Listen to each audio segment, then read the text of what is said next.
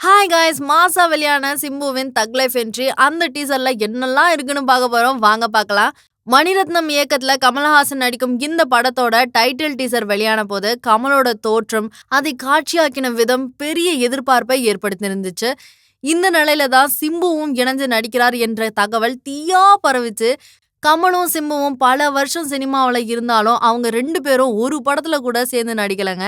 சேர்ந்து நடிக்கணும்ன்ற ஆசைய நடிகர் சிம்பு நம்மளே சொல்லிடலாமோ அப்படின்ற மாதிரி விக்ரம் ஆடியோ லான்ச்ல நேரடியாவே கேட்டு கமலும் அதுக்கு கிரீன் சிக்னல் காட்டியிருந்தாரு. நடிப்பு சக்கரவர்த்தி கமலோட சிம்பு மாதிரியான உச்ச நட்சத்திரமும் இந்த படத்துல இணைஞ்சு சந்தோஷத்தை கொண்டாடாம விட்டா நல்லா இருக்குமா? அது மட்டும் இல்ல, மாசான என்ட்ரி கொடுக்காமல இருந்தா நல்லாவா இருக்கும்? அதுக்காக தான் படக்குழு சிம்புவோட மாசான என்ட்ரி வீடியோவை ரிலீஸ் பண்ணியிருக்காங்க.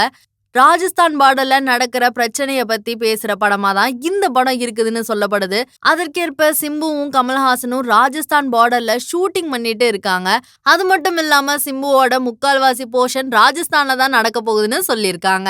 அதை உறுதிப்படுத்துற விதமா இப்ப ரிலீஸ் ஆன ப்ரோமோ வீடியோல சிம்பு பயன்படுத்துற காரோட நம்பர் பிளேட்லயும் RJ12CB9162ன்னு போட்டு இருக்கு. சோ RJ ராஜஸ்தானை குறிக்குது. அது மட்டும் இல்ல, சிம்பு பயன்படுத்துற காஸ்டேல பார்க்கும்போது பார்டர் ஃபோர்ஸ் ஆபீசரா இந்த படத்துல சிம்பு நடிக்க போறாங்கன்னு தெரியுது. இதெல்லாம் ஒரு பக்கம் இருக்கட்டுங்க, கடைசியா சிம்பு ஒரு ஸ்மைல் பண்ணாரு பாருங்க, அப்படியே உடம்பெல்லாம் புல்லரிக்க வைக்குது.